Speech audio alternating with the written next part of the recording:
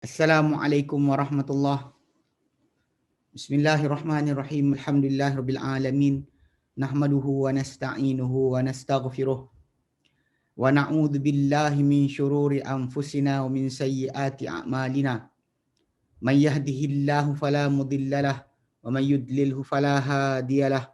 Asyhadu an la ilaha illallah wa asyhadu anna Muhammadan abduhu wa rasuluh. Allahumma salli ala Muhammad wa ala ali Muhammad kama sallaita ala Ibrahim wa ala ali Ibrahim wa barik ala Muhammad wa ala ali Muhammad kama barakta ala Ibrahim wa ala ali Ibrahim fil alamin innaka Hamidum Majid. Rabbi shrah li sadri wa yassir li amri wahlul 'uqdatam min lisani yafqahu qawli, amma ba'd. Alhamdulillah, kita bersyukur kepada Allah Subhanahu wa taala kerana kita berkumpul lagi pada hari ini. InsyaAllah kita hari ini akan sambung pengajian kita ke dalam pembahasan berkenaan dengan ringkasan tafsir Ibn Kathir, surah Al-Ma'idah. InsyaAllah hari ini kita akan mulakan. Cuma sebelum kita mula kepada ringkasan tafsir Ibn Kathir, saya suka untuk buat syadulah macam biasa. Kita ambil pendahuluan tu daripada kitab Tafsir Mawdu'i. Bahasan apa yang ada dalam tu, dia akan berikan kita gambaran menyeluruh berkenaan dengan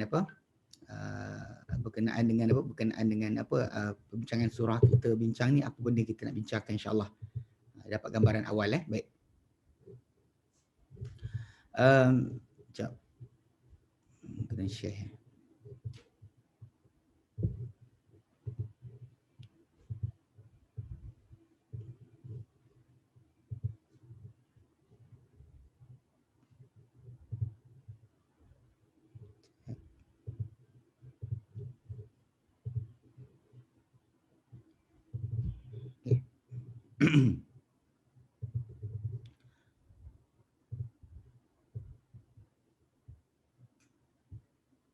Baik, kita mulakan insya-Allah pembincangan kita melalui tafsir Mawdu'i, tafsir Mawdu'i versus surah Al-Quran. Yang mana dalam kitab ni dia punya pembincangan tu kita terangkan agak elok untuk mukaddimah awal. Kita dapat gambaran menyeluruh berkenaan dengan surah Al-Ma'idah sebelum kita bincangkan surah tu secara terperinci. Baik, cuma sekejap, skrin ni besar sangat ni.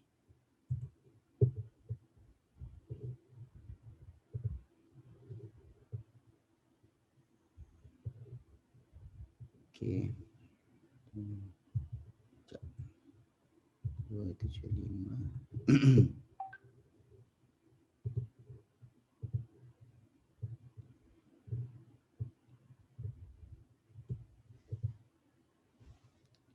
Okay, kita ambil daripada tafsir Mawdu'i dulu sebelum kita bincangkan daripada tafsir Ibn Kathir. Kita ambil kat sini dulu. Baik. Nama surah ni Suratul Ma'idah. Al-Ma'idah yang bermaksud hidangan. Ma'idah, Al-Ma'idah. Baik, baik dari surah, pendahuluan sebelum surah. Asma'uha, nama surah ni dia ada dalam tiga nama. Yang berkait dengan hadis Nabi SAW. Kita faham tentang nama tersebut berdasar kepada sebahagian riwayat yang datang berkenaan dengan tajuk nama surah berkenaan. Baik, Asma'uha, nama-nama dia. Pertama, tusamma suratul Ma'idah, dinamakan surah ni surah Al-Ma'idah, surah hidangan makanan. Ma'idah, hidangan makanan. Liwurudi kissatil ma'idati fiha, kerana datangnya kisah hidangan daripada dalamnya. Itu kisah hidangan di akhir surah ni, kisah hidangan dari langit yang diminta oleh pengikut-pengikut Isa alaihissalam. Hawariyun Isa diminta kepada Isa alaihissalam supaya minta kepada Allah Ta'ala turunkan untuk mereka hidangan dari langit. So, jadi pertama nama tersebut, dan juga kerana hadis Nabi SAW, hadis yang datang lima rawahu Tirmidzi an Abdullah bin Amr. Kerana apa yang Tirmidzi daripada Abdullah bin Amr. Jadi kita baca hadis ni. Dia kata dalam hadis berkenaan Abdullah bin Amr, dia ceritakan, dia kata akhiru suratin unzilat al-Ma'idatu. Surah terakhir diturunkan adalah surah Al-Ma'idah. Surah terakhir turunkan adalah surah Al-Ma'idah. Riwayat Imam Tirmidzi Imam Tirmidzi diriwayatkan bahawa Abdullah bin Amr kata surah terakhir diturunkan surah Al-Ma'idah, dan bila nama-nama ni datang daripada para sahabat Nabi SAW, jelas itu mesti daripada ajaran baginda SAW sendiri. Okey. Okay. Dan juga kedua, kerana lima rawahul Imam Ahmad Asma binti Yazid. Asma binti Yazid kata unzilat alaihi al-Maidah. Diturunkan kepada Nabi SAW al-Maidah, itu suratul Maidah. Suratul Maidah. Okey. Kedua, tu sama suratul Uqud. Dinamakan juga surah akad. Kan? Surah akad. Liwurudi hadzal lafzi fi awwaliha wa lima fiha min uqud. Kerana datangnya lafaz akad ni di awal surah Al-Maidah ni, pada awalnya, dan juga pada apa yang ada dalam perjanjian yang Allah letakkan. Dia datang dengan apa, wahai orang beriman, aufu bil uqud, setialah dengan janji-janji. Perjanjian kita dengan Allah Taala, perjanjian kita dengan manusia, semua sekali mestilah kita setia dengan janji tersebut. Itu yang datang ni nama surah Uqud, surah akad. Maidah, akad. Yang ketiga, tusamma al-munqidhatu.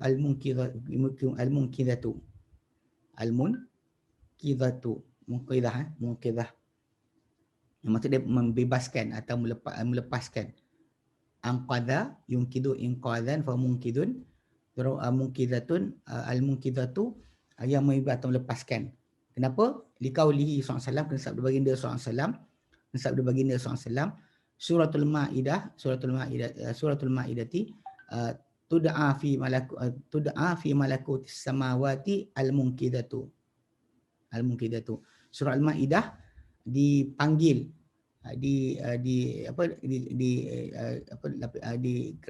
alam malakut samawat, di kerajaan langit, mana kedudukan langit, pasal setiap langit tu ada penduduk. Dan penduduk yang asal yang disebutkan oleh Allah Ta'ala kepada kita adalah para malaikat. Dan kisah Isra' Mi'raj Nabi pun dikatakan malaikat yang berada di kawasan berkenaan. Dinamakan di situ, dipanggil surah Al-Ma'idah sebagai surah Al-Munqidah. Li'annaha tunqidhu sahibaha min aidil malaikatil azab. Kerana dia membebaskan orang yang menghafalnya ataupun membacanya ataupun banyak membacanya daripada tangan-tangan malaikat azab. Dari tangan-tangan malaikat azab. So nama suratul Maidah ni, suratul Maidah, surah Al-Uqud dan juga surah Al-Munqidah. Surah Al-Munqidah. Okey. Fadailus surati, kelebihan surah ini. Ini yang hadis yang tadi kita sebut sikit tentang nama dia. Dia kata daripada Allah bin Amr qala, beliau berkata, nazalat ala Rasulillah SAW suratul Maidah wa huwa raqibun ala rahilatihi. Turun ke atas Rasulullah SAW surah Al-Maidah ketika baginda menunggang di atas kenderaan baginda. Falam tastati' an tahmilahu fanazala anha. Lalu tak mampu unta tersebut, yang kenderaan baginda tu, untuk memikul baginda, berat sangat. Lalu baginda pun turun daripada unta tersebut. Okay. Kemudian ada Asma binti Yazid, daripada Asma binti Yazid, qalat, beliau kata, Asma binti Yazid, qalat, beliau berkata, inni la akhiratun bi zamami adba. Aku dahulu memegang dengan tali adba. Adba tu nama unta Nabi, naqatu Rasulillah, nama dia Adba. Dia kata aku pegang, aku yang benar memegang tali adba, tali unta, nama Adba, yang itu untuk Rasulullah. Unzilat alaihi al-Maidatu, ketika diturun ke atas baginda suratul Maidah. Kullaha, kesemuanya. Fakadat min thaqliha taduqu bi adadi an-naqati.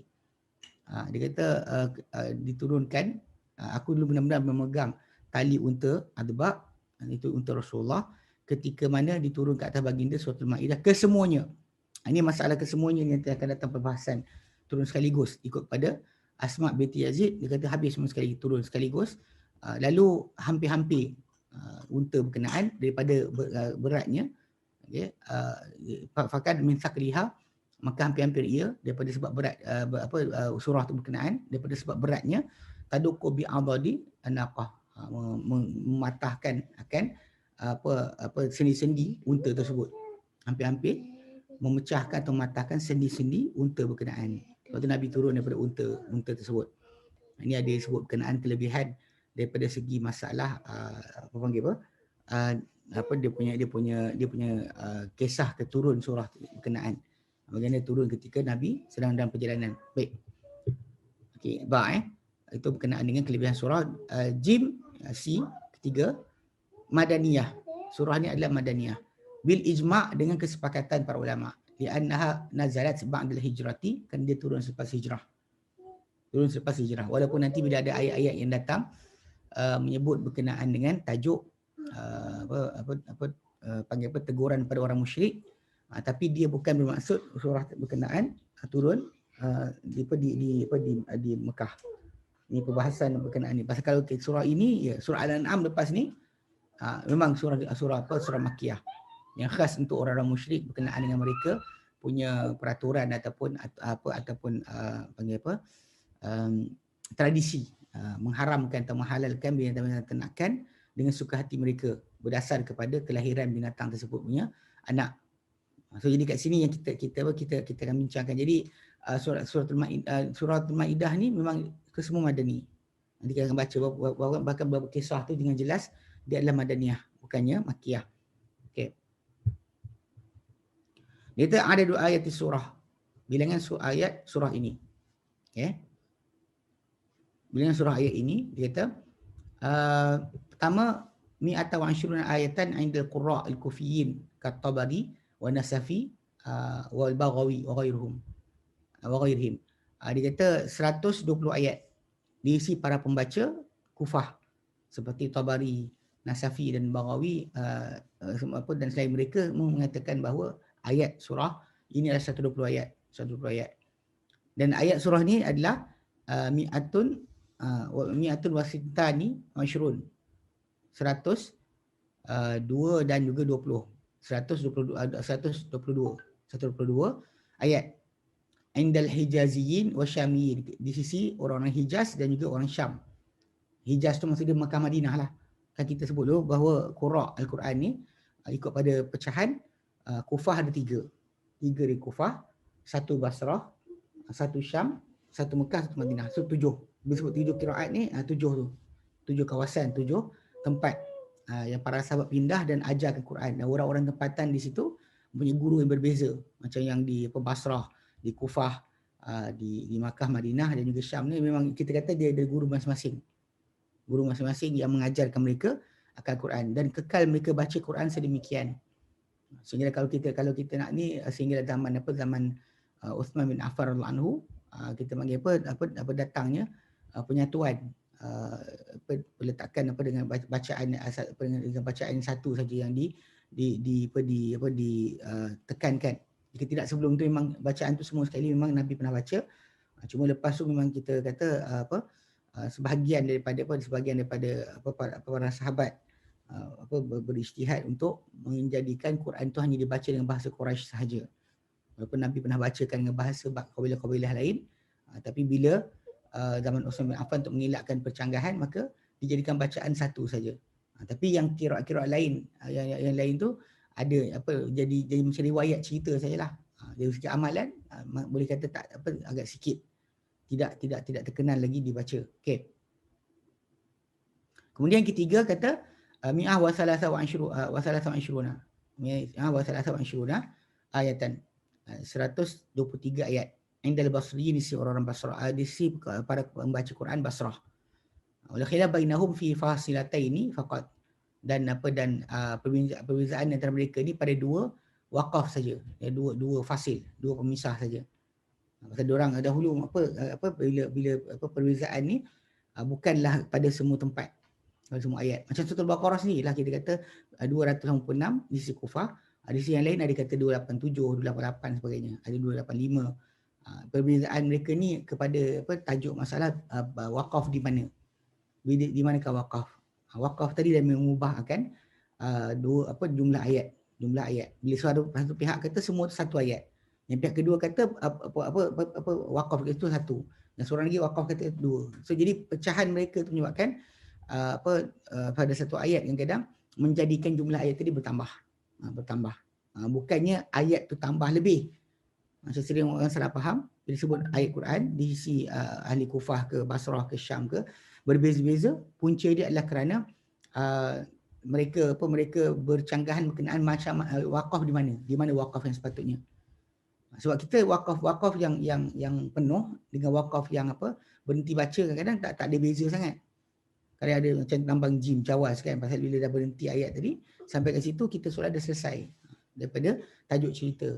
Tapi dalam masa yang sama kita dapat lihat perbezaan ni punca dia itu jelah, bukan berdasar dari riwayat rawi pendengar bacaan Quran tu mungkin dia sangka macam ni. Tapi yang pentingnya ayat semua ada. Ayat yang semua ada, tak ada siapa yang hilang. Okey. Baik. 120, 122, 123. Okey.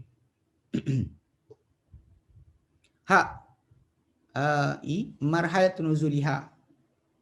Peringkat penurunan surah ini. Okey.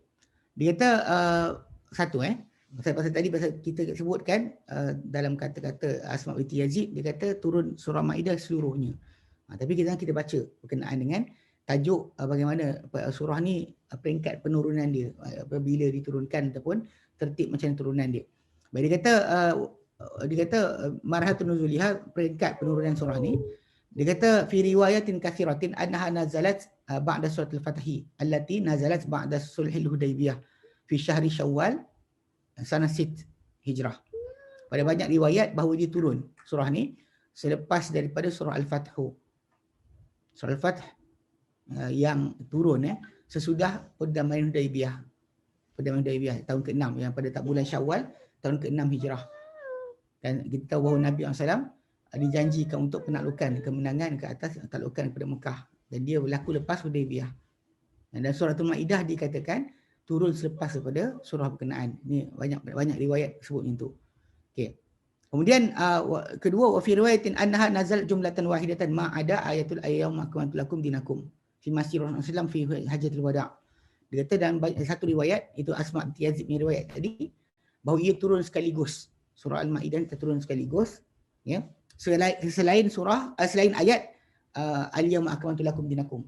Ayat dalam ayat ketiga kita baca ayat dia 3. Okey. Pada ayat berkenaan dikatakan turun dalam perjalanan Rasulullah SAW dalam Hajjatul Wada'. Dikatakan ayat itu turun dalam perjalanan Rasulullah ketika Hajjatul Wada'. Perjalanan bukan baca, sebab baca yang kita dengar dan Hajjatul Wada' tu Nabi bacakan ayat berkenaan kepada para sahabat. Jadi ada orang kata turun, itu yang akhir turun. Ini sebab kita bila tengok surah akhir turun daripada Al-Quran, memang dipercanggahkan oleh para ulama, punca dia sebab riwayat yang datang. Sebab ada kata yang terakhir ayat riba, dan bila sebut ayat riba, ia adalah suratul Baqarah. Betul, ayat 281 suratul Baqarah tu dikatakan ayat terakhir turun daripada Al-Quran. Kemudian ada yang kata tak, ada yang kata ni ayat yang al-yawma akmaltu lakum dinakum ni, yang dikatakan Nabi baca ketika Hajjatul Wada'. Bacakan. Tapi kita ingat bacakan dengan turun lain. Bacakan dengan turun adalah lain. Sebab Nabi boleh jadi bacakan ayat berkenaan tapi dia dah turun awal lagi. Dia bacakan balik ayat berkenaan sedangkan ayat itu turun awal lagi. Bukannya penurunan. Sebab penurunan tu benda yang lain. Pembacaan Rasulullah boleh baca pada sahabat, ingatkan tentang mana-mana perkara berdasarkan kepada keadaan. Kalau keadaan sama berulang, Nabi akan baca balik ayat yang sama. Baik. Itu yang kedua. Yang ketiga, dia dekat sini yang mengatakan bahawa surah ni turun Madaniyah. Dia kata telah datangkan Syed Qutb rahimahullah satu ulasan tahlilan mantiqiyan, satu ulasan logik lihadaini ra'yaini, bagi dua pendapat berkenaan yang kita ringkas pada berikut. Dia kata pasal kan dua pendapat kan, yang kata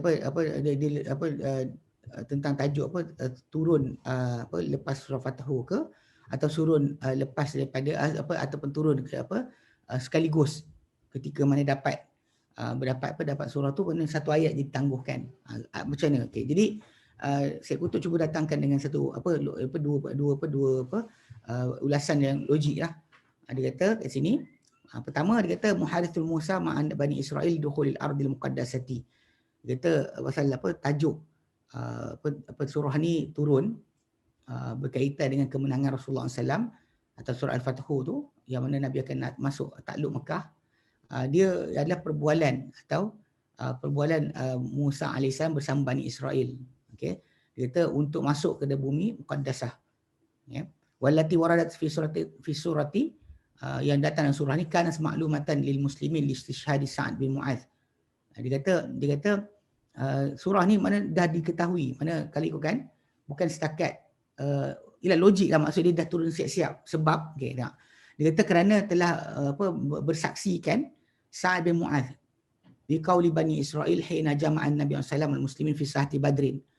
Dia kata kerana penyaksian Sa'ad bin Mu'adz dengan kata-kata Bani Israel ketika mana Nabi SAW menghimpunkan orang Islam di medan Badar, di medan perang Badar, ba'da dhihabi air wa maji'in nafir, sesudah mana terlepasnya larinya rombongan dagangan dan datangnya rombongan perang. Dan sebab diorang keluar daripada Madinah cuba nak sekat rombongan perdagangan, tapi diorang bertembung dengan rombongan perang. Jadi berkatalah Sa'ad bin Mu'adz kepada Nabi SAW. Dia kata apa? La naqulaka kama qalat Banu Israil li Musa. Kami takkan kata pada engkau ya Rasulullah sebagaimana berkatanya Bani Israel kepada Musa, idhhab anta wa rabbuka faqatila, pergilah engkau dan Tuhan kau pergi berperang. Inna hahuna qa'idun, kami di sini duduk. Ini ayat antara ayat dalam surah Maidah. Dan nanti kita baca 20-25, kita akan baca ayat ni. Antara ayat 20 ke 25 kita akan baca kisah ni, kisah perbualan Musa dengan kaum dia ketika ajak masuk ke dalam bandar dalam bandar Quds, bandar yang Allah Taala nak bagi pada mereka, suruh mereka tinggal, tapi mereka tak nak, maka dekat situ kisah. Jadi maksud dia kat sini telah berlaku lah, maksud dia Sa'ad bin Mu'adz berhujah ataupun berdalilkan dengan kata-kata Bani Israel ketika mana Musa ajak masuk bandar. Dia kata pergilah engkau dengan Tuhan kau pergi perang, kami tunggu sini kan. Walakin Mu'adz kata, walakin kami takkan cakap macam Bani Israel cakap pada Musa, walakin akan tapi naquluka laka idhhab anta wa rabbuka faqatila, pergilah engkau dan Tuhan engkau pergi perang. Inna ma'akuma muqatilun, kami bersama kalian, bersama engkau berdua, engkau dan Tuhan engkau, kami bersama engkau orang-orang berperang. Kami orang yang berperang bersama dengan engkau dan Tuhan engkau. Dan wa ghazatu badrin waqa'at fi Ramadan sana 2 Hijrah, kan. Dan perang Badar ni berlaku pada Ramadan tahun kedua Hijrah. So maksudnya kalau kita faham kat situ, memang Sa'ad bin Mu'adz sebenarnya bacakan satu potongan daripada ayat Quran pada tahun kedua Badar, tahun kedua Hijrah, itu tahun perang Badar. So maksudnya dia turun semua sekali ayat lah kalau macam tu. Logik dia dah turun lah. Kalau tidak macam dia boleh berhujah atau kata dia surah terakhir turun, ataupun kata dalam perjalanan ke Mekah baru turun. Nampak sangat kat situ kan. Okey. Kedua, itu dalil pertama yang logik dia. Kedua, al-hamalatu al-yahud fi surati tubayyinu anna lahum nufudan qawiyan iqtada hadhihi al-hamlatu alaihim likashfi mawaqifihim wa ibtali kaidihim wa qubul dhikrihim ba'da hadzal kashfi ba'da waqtil khandaq allati intaha fiha ad-daur al-yahudi nihaiyan fil madinati. Dia kata kempen atau usaha ke atas orang Yahudi. Dalam surah ini menjelaskan bahawa mereka ni dahulu ada pengaruh ataupun kedudukan yang kuat lah, dan kempen ni ataupun apa yang dijadikan dalam kempen terhadap Yahudi ni dia diselesaikan pada mereka dengan menyingkap kedudukan pendirian mereka, membatalkan akan tipu daya mereka dan memburukkan atau memadamkan akan sesebutan mereka sesudah peningkapan ini, iaitu sesudah perang Khandaq, perang Ahzab yang tamat dalamnya perangan Yahudi secara total sama sekali daripada Madinah. Lepas perang Khandaq, mana Yahudi hilang terus pengaruh daripada di Madinah, tak ada kedudukan langsung. Setelah mana berlaku pada Bani Quraizah, dibunuh lelaki mereka, dibiarkan hidup perempuan mereka. Dan memang yang hukum mereka adalah Sa'ad bin Mu'adz. Sa'ad bin Mu'adz lah yang hukum mereka. yang dalam ayat tadi kan. Dia yang hukum ke atas orang Yahudi di Bani Quraizah untuk dibunuh lelaki mereka, dibiarkan wanita dengan anak mereka hidup. Pasal mereka khianat perjanjian dengan Nabi SAW. Banyak orang kadang bila sebutkan tentang kisah tu, ada sebahagian kalangan orientalis atau sebahagian daripada orang Kristian anti-Islam dan bahkan sebahagian orang liberal cuba nak burukkan Nabi dengan kisah tersebut atau burukkan Islam dengan kisah berkenaan. Tapi kisah tersebut dengan jelas dia adalah berkaitan dengan peperangan. Dan peperangan bila ada orang mengkhianati Islam, barisan Islam, maka yang padan dan patutnya adalah dihukum mereka dengan hukum bunuh, bukannya dibiarkan mereka hidup. Sebab mereka akan menyebabkan kacau bilau dalam negara Islam. Okey. Jadi daripada sudut ni kalau kita lihat ada Syed Qutb cuba nak bawakan bahawa gambaran dia adalah memang ada dalil tunjukkan surah ni turun sekaligus ketika mana awal, sebab Sa'd bin Mu'adz berhujah dengan kisah yang kita akan baca dalam 20 ke 25 pada kisah perang Badar. Maksud tahun kedua Hijrah tu, kalau dia kata kisah berkenaan dah diketahui oleh para sahabat. Tapi satu lagi dalil bahawa yang asas dia adalah Yahudi hanya tamat dia punya kedudukan selepas daripada perang Ahzab atau perang Khandaq. Dan kisah tersebut kita tahu berlaku lepas daripada tahun ke-4. Sebab perang Khandaq 4 Hijrah. Maka 4 Hijrah. So kalau itu kita kata lewat lagi lepas dari itu, sebab dia tamatkan atau selesaikan panggil peranan Yahudi tadi ditamatkan dengan selepas perang Ahzab. Baik.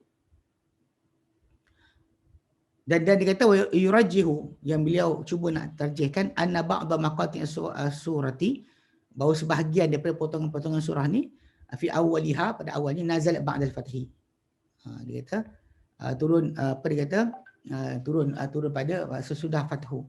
Wa ba'dul maqati' nazalat ba'da dhalika. Dia kata awwaliha nazalat ba'da al-fathi. Sebab tahun ke-6 lah. Dan sebahagian potongan turun sesudah daripada itu.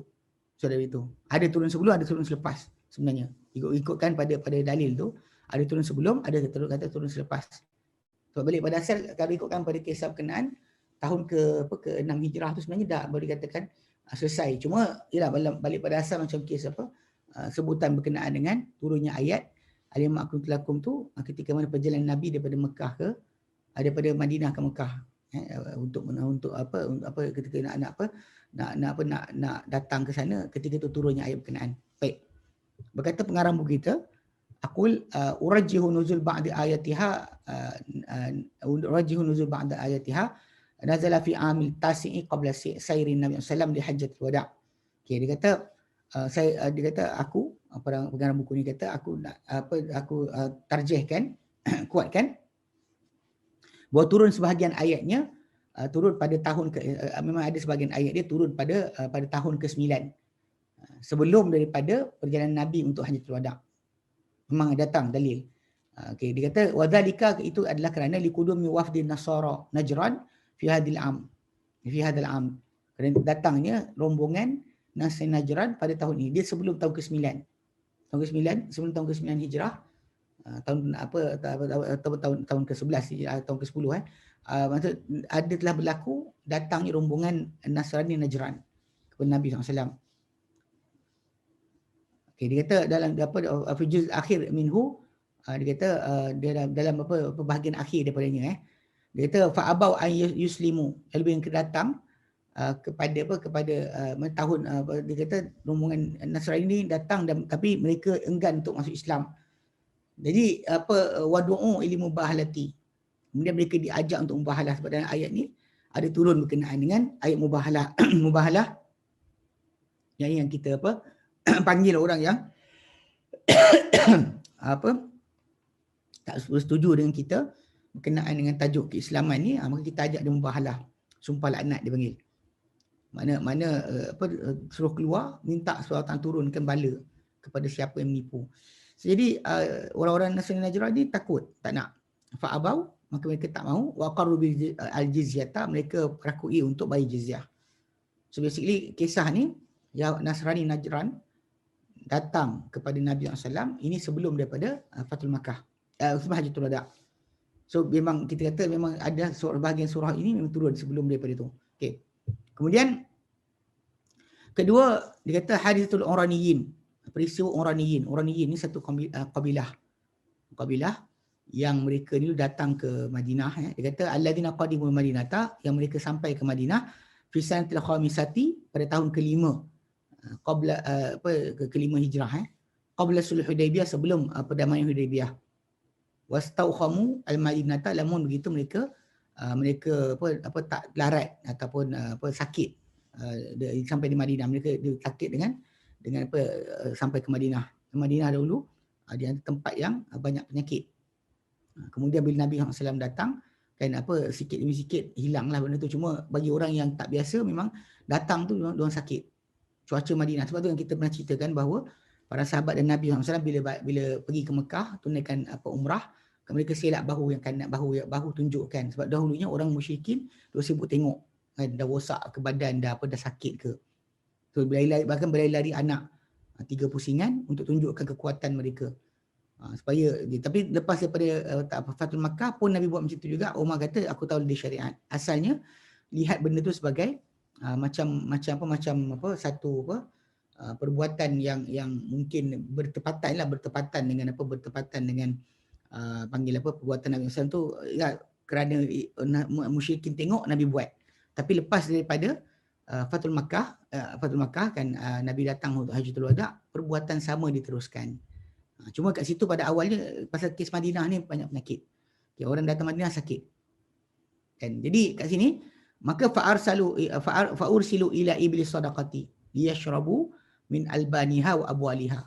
Lalu mereka diutuskan, kemudian Uraniyin ni, hadis dalam Bukhari Muslim, diutuskan kepada unta sedekah untuk mereka minum daripada susunya dan juga air kencingnya. Ini yang tajuk berkenaan air kencing unta, minum bersama susu unta. Bukan air kencing tu saja minum. Saya tengok ada video, pakcik mana entah kan, syekh mana ke Arab ni, dia ambil air kencing tu dia sapu kat muka dan sebagainya. Salah. Bukan macam tu cara dia. Sebab Nabi SAW bukannya suruh makan ketika tak sakit. Dan bahkan ketika tak sakit, para sahabat pun tak pernah diajarkan untuk jadikan air kencing unta ni sebagai ubat. Macam tu. Walaupun sebenarnya dekat Emirates, seorang doktor perubatan telah patentkan ubat-ubat daripada air kencing unta. Dia dapat patent ubat-ubat daripada air kencing unta yang dia jumpa, dia temui. Allah alam, dia ada sebahagian perbincangan tu sebab antibody dan unta punya kencing ni kuat. Dia ada antibody yang kuat. So benda tu boleh menyebabkan pada orang minum tu dapat antibody tambahan. Wallahu alam. Tapi memang ketika tu memang diorang sembuh daripada penyakit. Cuma dari segi amalan, Nabi suruh mereka buat. Dan mereka buatlah macam Nabi perintahkan. Dan itu antara dalil sebenarnya yang menjadi sebab, nanti kita akan bincang sampai kisah berkenaan nanti. Menjadi sebab kenapa sebahagian para ulama meletakkan hukum bahawa binatang yang dimakan dagingnya, air kencing dia dan najis dan tahi dia tidak najis. Binatang dimakan daging, air kencingnya dan tahinya tidak najis. Maksud dia tidak najis seperti binatang lain. Lebih ringan. Bukan maksud dia sengaja buat, ambil dan sebagainya. Macam ambil tahi ayam letak sikit dalam kari. Bukan macam tu. Bukan macam tu maksud dia. Maksud dia adalah kalau terkena ke apa dan sebagainya, dianggap sebagai tidak merosakkan taharah. Tidak merosakkan taharah. Contoh macam Nabi benarkan sahabat solat di kandang kambing. Yang mana tempat kandang kambing ni memang tahi dia banyak bersepah. Dan benda tersebut kerana Nabi izinkan dan suruh, maka ia menunjukkan bahawa ia adalah sah, ia adalah tidak memberi kesan apa-apa. Dan ini dalil yang kedua lah, menunjukkan bahawa binatang dimakan dagingnya, air kencing dia, tahi dia tidak najis seperti binatang lain. Itu kefahaman kita kena faham. Ambil tahi campur dalam makanan tu bongok dia. Faham Okay, maka golongan Uraniyin ni mereka sakit, Nabi suruh mereka diutuskan mereka pergi ke tempat unta sedekah, unta zakat, yang Nabi ada penjaga kat situ, untuk mereka minum susu bercampur dengan air kencing unta. Walladzi nazala fihim qaulullah ta'ala, yang turun pada mereka firman Allah Ta'ala suratul Maidah ayat 33, inna majazaa'ul ladzina yuharibuna Allah wa rasulah. Ini turun berkenaan dengan hirabah. Mana hukum untuk orang yang merompak ataupun dekat sinilah apa asal mereka ni buat pemberontakan, hukum dia ikut kepada Suratul Maidah ayat 33 adalah apa diberikan hukuman berbeza keadaan. Kalau mereka bunuh dan mereka takutkan bunuh dan juga mereka curi harta, dipotong tangan kaki mereka secara bersilang, tangan kanan, kaki kiri, kemudian mereka dipasung, dipalang dekat palang, dia akan mati kat situ.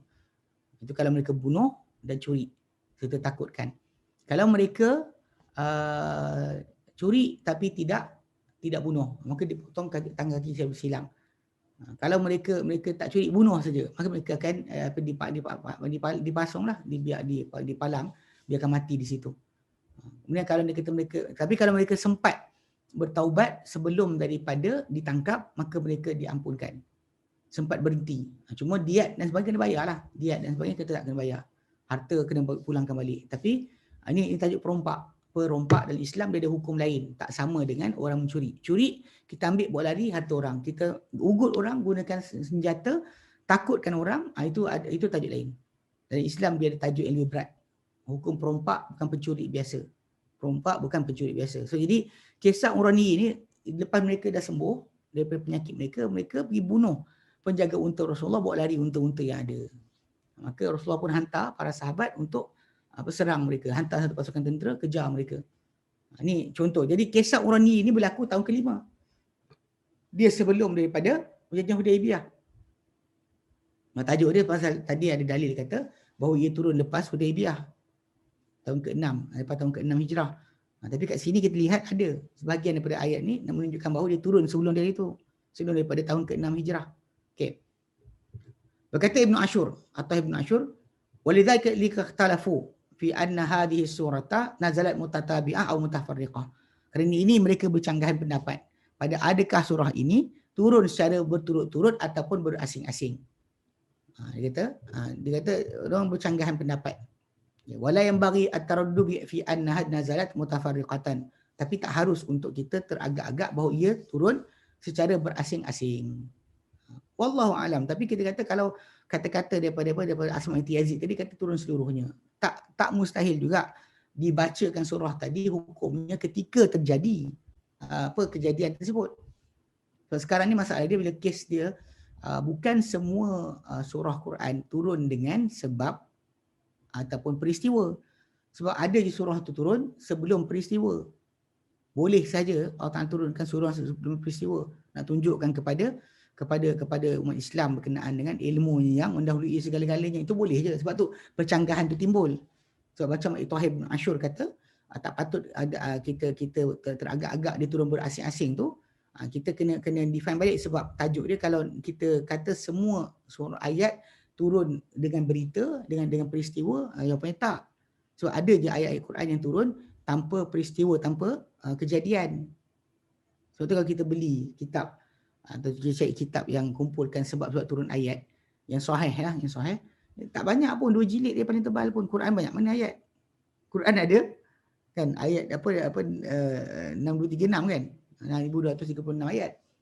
Tapi bukan semua ayat tu datang dengan asbabun nuzul dia diceritakan. Itu maksud dia. Kita faham kat situ baik. Okey, so kita dapat dah nama surah, bilangan ayat, Makkah Madani dan juga peringkat turun ayat sama ada sekaligus ataupun secara berperingkat-peringkat tapi yang kita faham sekarang benda tersebut percanggahan timbul sebab dalil-dalil yang berbeza. Okey baik. Wow, okey. F kata al-mihwarul ladzi tajri fihi as-suratu. Skop yang berkitar atau berjalan padanya surah ini. Bila kita baca surah ni, sebenarnya kita baca tentang apa? Okey. Pertama, at-tashri' li iqamatil mujtama' lil muslimi al-mustamaddi amrahu min Allah Ta'ala. Pensyariatan yang tashri'. Pembicaraan surah ni adalah tashri', pensyariatan atau penggubalan syariat atau penggubalan undang-undang bagi menegakkan masyarakat Islam. Masyarakat Islam sebenarnya diambil daripada perintahnya, diambil urusannya, perintahnya daripada Allah Ta'ala. Okay.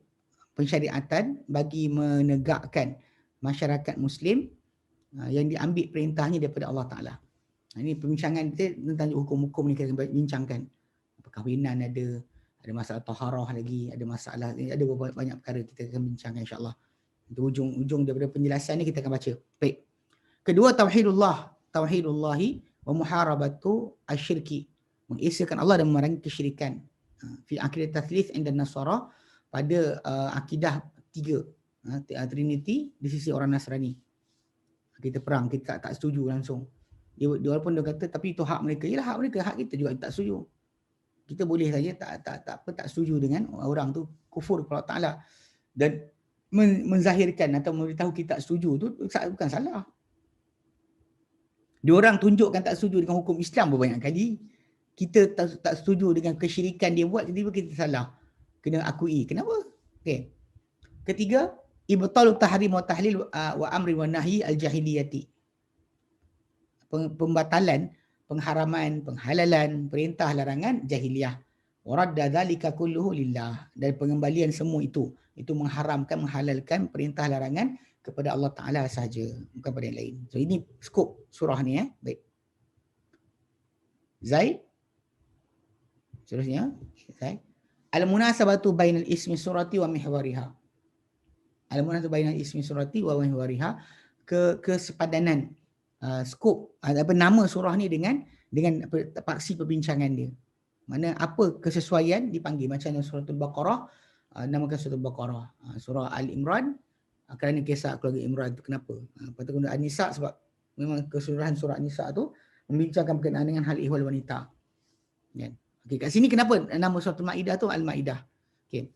Dia kata kisahul Maidati waradat fi akhir surah. Kisah hidangan tu yang turun untuk yang kepada Isa dan juga Hawariyun itu datang di akhir surah Al-Maidah, surah ni. Haitsu talabaha Hawariyu Isa. Di mana meminta hidangan tersebut golongan pembantu Hawariyun Isa alaihissalam. Fatalabaha Isa min Allah. Maka meminta hidangan tersebut Isa daripada Allah Taala. Ayatan wa'idah sebagai tanda dan juga keraian untuk pesta, untuk keraian, sebagai tanda dan keraian. Tapi Allah Ta'ala wasyarata laha syuruta. Wasyaratallahu laha syuruta. Namun Allah Ta'ala syaratkan untuknya beberapa syarat. Antara syarat dia adalah siapa-siapa yang kufur lepas ni dia akan azab dengan azab tadi, azab sekalian alam. Means that siapa yang biasa-biasa salah, azab dia biasa, ada common azab. Tapi siapa lepas lihat dan juga makan atau tengok sendiri hidangan itu turun dan sebagainya, kufur juga, maka dia akan diazab dengan azab yang tak diazab dengannya sekalian alam. Mendapat azab yang special, khas untuk orang-orang macam ni. Okay? Jadi itu kisah ujung tu lah. Dan dia kata dan surah ni wasuratu min wahwariha muharabatu akid taslis. Okay? Dan surah ni di antara skop perbincangan dia adalah memerangi akidah Trinity, Tuhan tiga, alati yang taqiduha an-nasara, yang diiktikadkan oleh orang Nasrani. Fartabatal ism bil mihar, maka terikatlah nama tersebut dengan tajuk. Yang surah Al-Baqarah tu kan, kisah Baqarah tu antara kisah penghidupan telah mati ataupun kisah tu berkaitan dengan perangai Bani Israel ketika mana diperintahkan Allah Taala. Dan kenapa, dan kita tahu bahawa kan surah Al-Baqarah tu manhaj khilafah di muka bumi. So kisah Bani Israel itu contoh khilafah gagal. Dan dalam kisah perangai mereka, khilafah yang gagal tu, dibawa kisah lembu. Penghidupan orang telah mati dengan kisah lembu tu kan. So dekat situ yang kita sudut kesesuaian. Macam ni kat sudut kesesuaian dia sebab suratul Maidah ni dia pasal kita memerangi akidah meninggalkan Tuhan kan, dan tajuk ni dan orang Nasrani punya fahaman dan kisah bagaimana ugutan Allah Taala terhadap Hawariyun yang minta makanan dari langit tu. Allah Taala kata kami akan turunkanlah.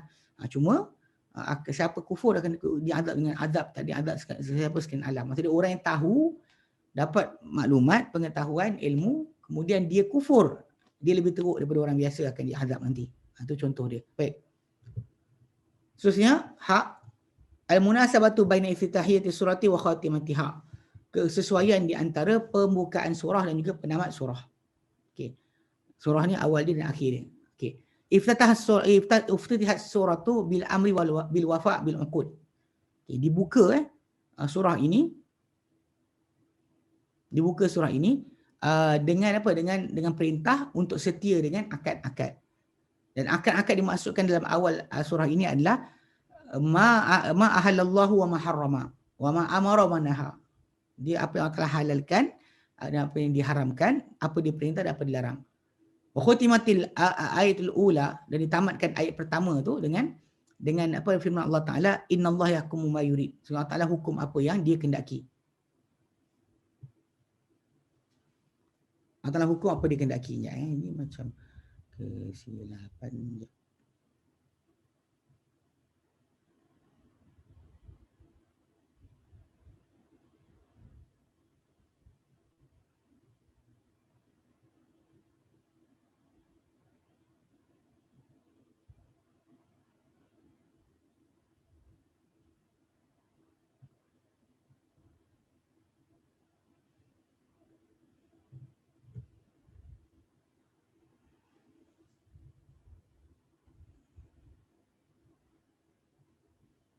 Okey. Dia kata apa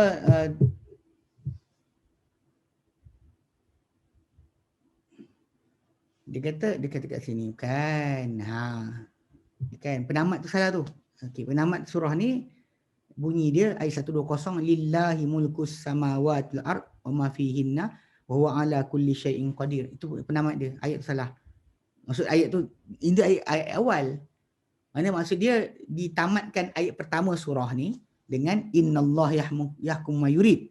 Dan ditamatkan surah ni dengan ayat 120 yang berbunyi lillahi mulkus samawati wal ard, milik Allah Taala kerajaan seluruh langit dan juga bumi dan apa di antara apa yang ada padanya, wa huwa ala kulli syai'in qadir, dan dia ke atas sesuatu amat berkuasa. Okey, sebab dia kata apa? Dia kata fanasaba abadul khitam, maka bersesuaianlah permulaan dengan penamat. Fal kaunu mulkuhu yaf'alu wa yahkumu ma yurid. Maka kerana alam semesta milik Allah Taala, kan sebab Allah Taala kata innallaha yahkumu ma yurid, kan sebab apa? Sebab ujung ayat Quran kata ayat surah ni kata milik Allah kerajaan langit dan bumi. So sesuai dengan memang dia bila dia milik alam semesta ni milik dia, langit bumi milik dia dan apa di antaranya, maka dia hukum apa dia nak lah pasal milik dia. Maka alam semesta seluruhnya milik Allah Taala. Maka dia buat dan hukum padanya apa dia kehendaki. So sesuai lah ayat pertama dengan ayat terakhir. Dia memang ada kesepadanan. Okey. Jadi kesesuaian. Okay. Kemudian seterusnya al-munasabatu bainal iftitahiyati surati wa khatimati ma qablaha. Kesesuaian di antara pembukaan surah ini dan penamat surah sebelumnya. Sebelum surah Al-Maidah adalah surah An-Nisa. So penamat surah An-Nisa tentang tajuk warisan harta kan.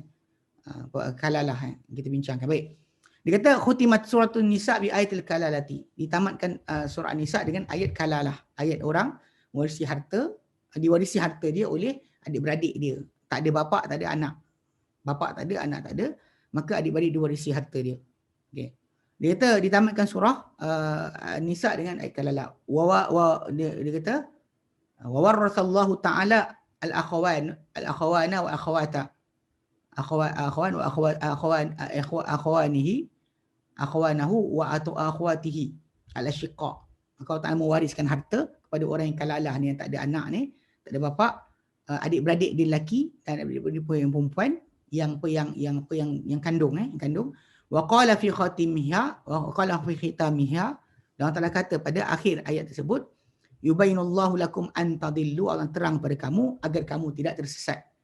Fakana al-bayan bi hadha tashri' alladhi qassama bihi hadha al-mirath.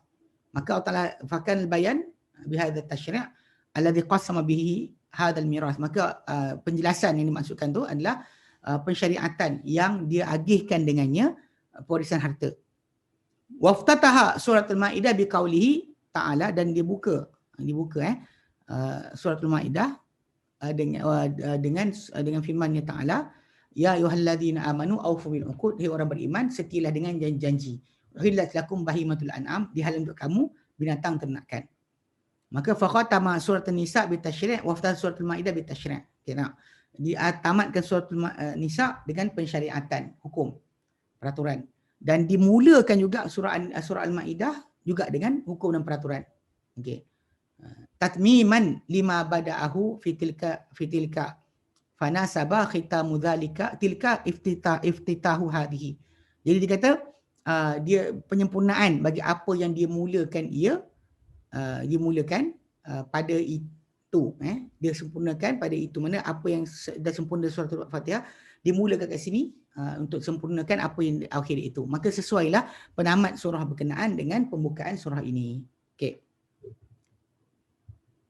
Al-munasabatu baina madmuni surati wa madmuni ma qablaha. Okey. Kesesuaian di antara kandungan surah dengan kandungan apa sebelumnya. Okey. Kesesuaian kandungan surah dengan kandungan apa sebelumnya. Dia kata al-munasabatu baina madmun surati wa madmun ma qablaha. Kesesuaian kandungan surah Al-Maidah dengan surah sebelumnya. Okey, yaqulu sahibu tafsir Munir. Berkata pengarang kitab tafsir Al-Munir, hunaka aujuh tasyabuh. Di sana ada bentuk-bentuk keserupaan bainaha wa baina surah An-Nisa, di antara surah Al-Maidah dan surah An-Nisa. Kenapa? Listimali kullim minha minhuma, kerana merangkumi kedua-dua surah ni ala iddati uqudin wa uhudin, ke atas beberapa akad dan juga perjanjian, wa ahkamin, dan juga beberapa hukum, wa munaqashati ahli kitab wal musyrikin wal munafikin, serta perbahasan terhadap ahli kitab, orang musyrik dan orang munafik. Dalam surah An-Nisa ada, dalam surah Al-Maidah pun ada. Semua kedudukan tadi. Akad-akad perjanjian yang hukum serta perbahasan dengan orang ahli kitab, Yahudi Nasrani, musyrik dan juga munafik. Fa fi surah An-Nisa kal-kalamu ala uqudiz zawaj wal aman wal halaf wal muahadah wal wasaya wal wada'i wal wakalat wal ijarat. Dia kata, maka dalam surah An-Nisa ada kata-kata mengenai akad-akad perkahwinan, akad aman, berjanji setia, perdamaian, okey, serta ada wasiat tentang barang tinggalan, tentang perwakilan, tentang sewaan dan sebagainya, ada dalam surah An-Nisa. Maka wabtada'at suratul Maidah bi amri bil wafa' bil uqud. Maka datang awal surah Maidah dengan perintah agar setia dengan perjanjian. Wa ma hadat suratul Nisa li tahrim khamr. Dan antara kesesuaian dia adalah memulakan surah An-Nisa, mempersiapkan surah An-Nisa untuk pengharaman arak. Itu berkaitan dengan ayat 43 yang larang kita datang solat dalam keadaan mabuk, kan? Itu pendahuluan lah untuk diharamkan. Okay? Wa harramatha suratul Maidah binahwin qati'. Maka diharamkan ia dan suratul Maidah dengan bentuk yang putus. Dalam ayat yang ke-60 punya ayat. Lupa nombor ayat.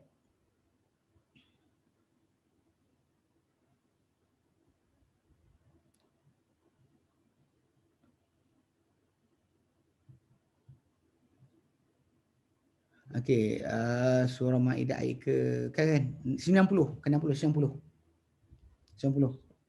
Okey, mana ayat 43 surah An-Nisa berikan introduction untuk pengharaman total untuk arak, diharamkan secara total dalam ayat 90 surah Al-Maidah. So jadi ada kesesuaian di antara isi kandungan sini dengan sini. Okey, baik. Wa tadammanat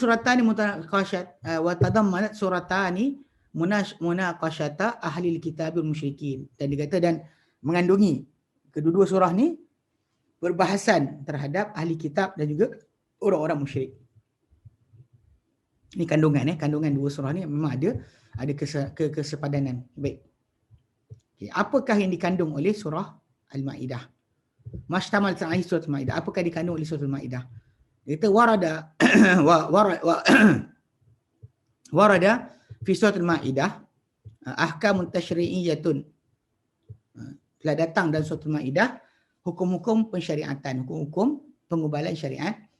Wa qasasu lil izzati wal ibrah, dan juga beberapa kisah untuk bimbingan dan juga pengajaran. Dalam surah ni ada perintah, hukum-hukum tertentu dan juga ada kisah-kisah bagi pengajaran. Fal ahkamu, maka hukum-hukum yang ada dalam surah Al-Maidah ni kita akan baca nanti insya-Allah. Ahkamul uqud, dia ada hukum-hukum tentang akad. Ma'al Yahudi wan Nasara, bersama Yahudi serta Nasrani. Kemudian wa nikahul kitabiyati wal wasiyat nikahul kitabiyati wal wasiyatu indal maut. Dan nikah dengan wanita ahli kitab serta perbuatan maksiat ketika kematian. Al-Baqarah tu kita dah ambil ayat yang ke 180 kan, 180, 181, 182. Kita dah ambil kat situ. Tapi kat sini ada tambahan lagi penjelasan. Kemudian wal mat'umati min dzabaihi wasaidi, dan apakah binatang makanan-makanan daripada sembelihan dan juga buruan.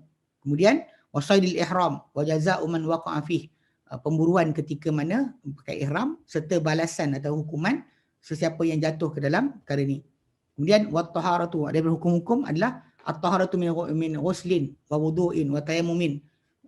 Ada taharah, penyucian yang berupa mandi, wuduk dan juga tayamum. Pernah disebut surah ayat ke-6. Kemudian wa tahrimul khamri wal maisir wal ansab wal azlam. Kemudian pengharaman arak, judi dan juga penyembahan berhala dan juga tenung nasib. Okey. Kemudian wa kafatul yamin. Kafarah bagi sumpah. Ayat 89 kot. Saya lupa. Ayat 89.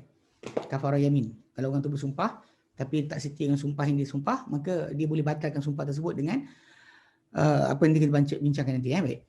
Ayat 89. Sama ada bebas hamba atau beri makan atau pakaian suruh fakir miskin ataupun puasa 3 hari. Okey. Kemudian wahadus sirqati, dan juga hudud ataupun hukuman kecurian, mencuri, wahadul hirabati, dan juga hukuman bagi perompakan ataupun pemberontakan. Kemudian ada juga wa ibtal wa tashri'il jahiliyati wa ibtali wa tashri'il jahiliyati li'an'am. Pembatalan, tak ada maksudnya. Pembatalan tasyri' jahiliyah bagi binatang ternakan. Dan diorang ada sebenarnya dia sebut kat sini, tapi yang tak Al-An'am lagi banyak. Kat sini antara yang disebutkan yang dibuat oleh orang zaman jahiliyah dahulu ada dibatal kat sini sebahagiannya. Wal hukmu liman tarakal amala bima syara Allah, dan hukum bagi siapa tinggalkan beramal dengan apa disyariatkan oleh Allah Subhanahu Wa Taala. Serta munaqashatul yahud.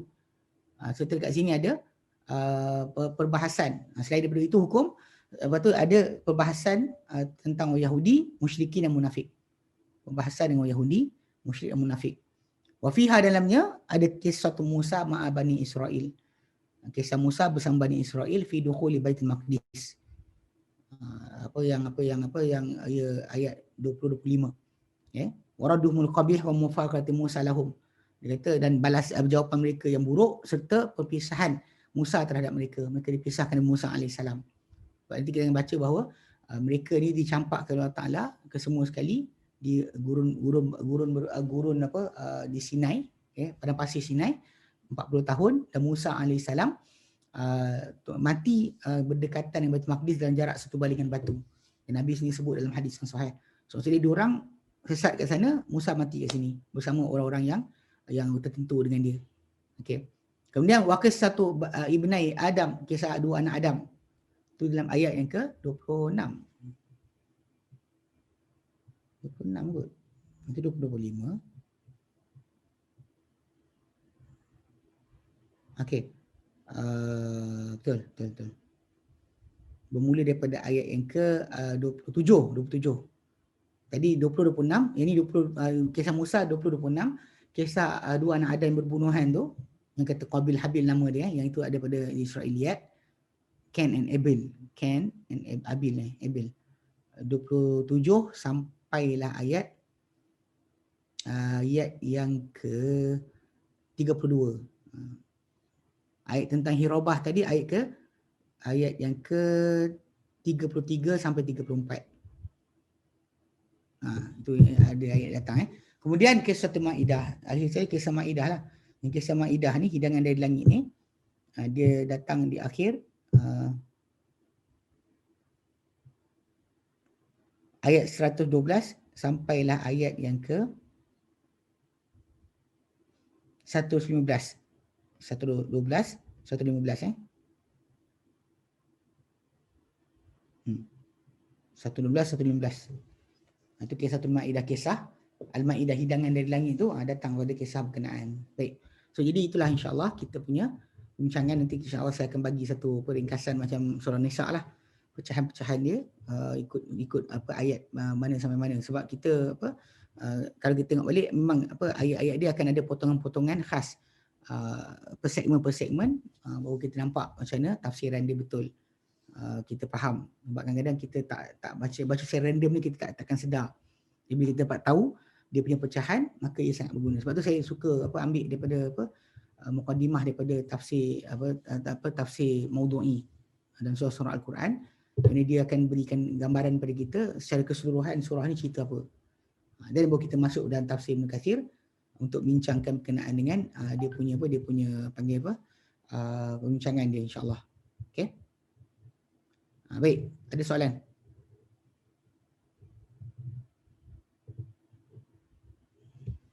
Ada soalan?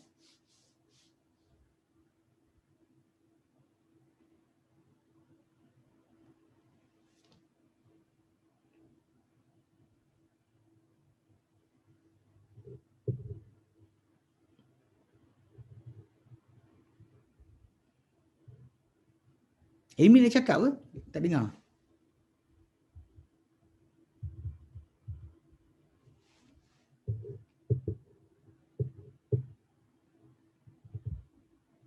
Ada soalan tak? Tak ada. Tak ada, kita berhentilah. Apa nak tutup lama. Okay, jadi insya-Allah kita akan minggu depan kita akan start masuk pada dia punya ayat tafsiran bagi surah Al-Maidah. Hari ini introduction saja dahulu berkenaan dengan isi kandungan nama surah. So kita dapat tahu lah tadi surah Al-Maidah ni dia ada nama lain, surah Munqidhah dan suratul Uqud. Selain daripada nama berkenaan nama suratul Maidah itu sendiri yang hujung ayat, tapi dia berkenali juga dengan surah Akad ataupun surah Al-Munqidhah. Cuma yang lebih masyhur adalah Al-Maidah. Banyak yang para sahabat sendiri memanggil atau menyebut tentang surah ini nama dia suratul Maidah. Macam Baqarah lah, nama dia suratul Baqarah. Kerana dipanggil oleh para sahabat sedemikian. Okay. Dia ada surah yang kita katakan bahawa mempunyai nama yang banyak. Tapi ada juga surah yang nama dia apa derive kan daripada panggilan orang ramai kepada dia dengan nama yang lain. Baik. Walaupun Nabi dahulu kan kadang nama surah yang kita pernah sebutkan dia datang dengan bentuk sebutan ayat pertama. Sebutan ayat pertama macam surah Wadduha wal laili idza saja. Surah Amma Yatasaalun. So dia akan sebut nama surah tadi bukan surah An-Naba tapi mungkin sebut dengan nama surah tadi dengan surah ni. Surah apa? Surah ayat pertama daripada surah tersebut. Ayat pertama surah berkenaan. Baik. Kalau tak ada benda kita berhenti sini. Wallahu a'lam. Kita sambung kemudian. Wassallallahu ala sayyidina Muhammad wa sallam alhamdulillahirabbil alamin. Subhanakallahumma wa bihamdika asyhadu an la ilaha illa anta astaghfiruka wa atubu ilaik. Assalamualaikum warahmatullahi wabarakatuh.